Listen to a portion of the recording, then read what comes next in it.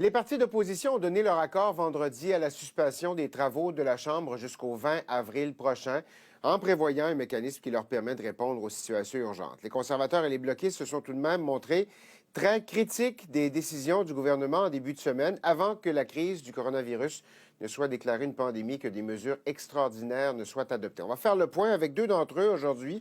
Alain Reyes est député conservateur de Richmond-Arthabasca, Luc Thériault est député du Bloc québécois dans Montcalm. On les retrouve dans nos studios. Bon dimanche à vous deux, messieurs. Bon dimanche.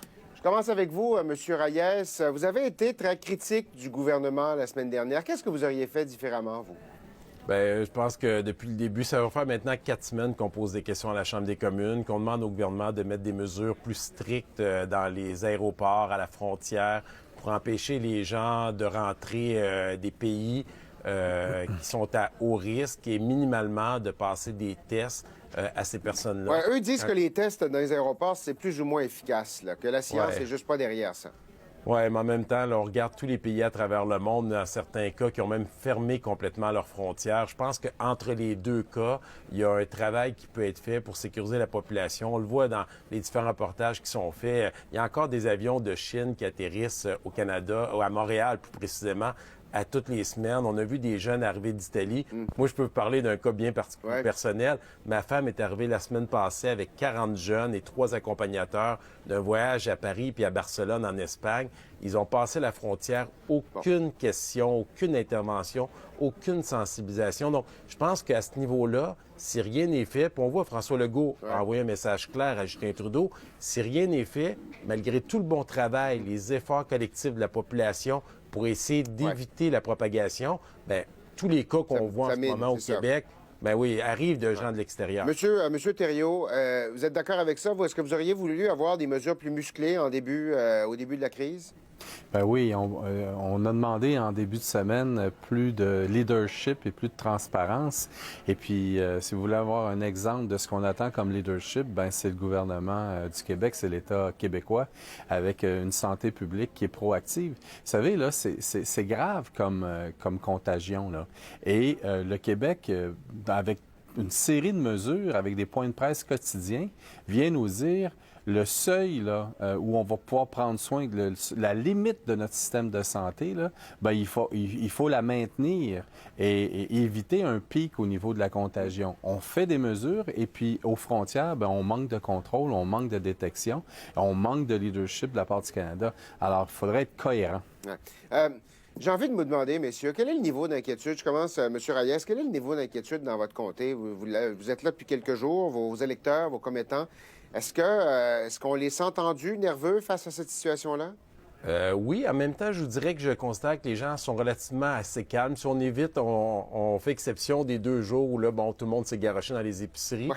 Malgré tout, là, j'ai envie de vous dire que les gens sont très sereins.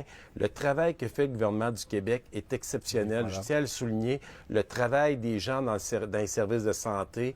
Moi, de mon côté, dans les 48 premières heures, les organismes sociaux, là, les Chevaliers de Colomb, les fondations qui avaient des événements bénéfices, ont pas pris de temps, ont suivi immédiatement les directives du gouvernement provincial.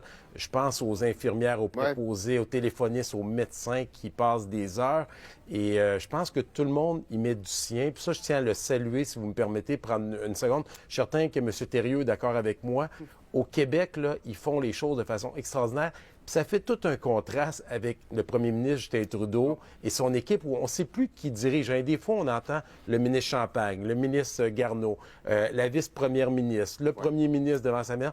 On ne sait plus au niveau fédéral qui dirige. Là. C'est ça qui La livraison des services de santé, c'est quand même une responsabilité provinciale. Les gens du fédéral l'ont dit la semaine dernière. M. Thériault, vous êtes d'accord avec ça? Vous avez l'impression que, d'abord, au niveau de l'inquiétude, vos électeurs, ils vous disent quoi? Est-ce que ça va?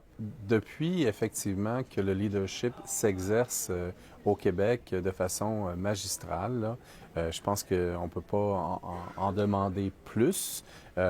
Depuis que ça s'exerce, ben les gens À tous les jours, ils savent, en début d'après-midi, qu'ils vont avoir un état de situation. Il y a des mesures qui sont prises parce que c'est une chose de prendre des mesures, mais ça en est une autre d'en assurer le déploiement dans un temps assez rapide. Et c'est pour ça qu'il faut être proactif puis pas attendre qu'on soit rendu, dépasser le moment d'intervention. Et le Québec, et ça rassure les gens. Les gens veulent être informés. Et si il faut contenir aussi la peur, parce que la peur est aussi grande que le virus en termes de problématiques, ben il faut informer les gens quotidiennement, comme le fait le gouvernement du Québec. Et le gouvernement fédéral devrait exercer son leadership au niveau des frontières avec des mesures de détection et de contrôle beaucoup plus grandes, parce que là, présentement, c'est une passoire. C'est les gens eux-mêmes qui viennent nous dire encore ce matin qu'eux vont faire les démarches, puis vont prendre les mesures du gouvernement du Québec, ils vont les appliquer, mais qu'au niveau des frontières puis des douanes, il n'y en a pas de question de poser. Vous avez quand même, vos deux partis ont quand même collaboré avec le gouvernement la semaine dernière pour établir un système qui vous permet de fonctionner sans être à la Chambre des communes. Vendredi, le point de presse avec M. Rodriguez, des représentants de tous les partis, c'est inhabituel à Ottawa quand même. M. Reyes, à quel moment vous vous êtes rendu compte que vous deviez tous mettre l'épaule à la roue là-dessus?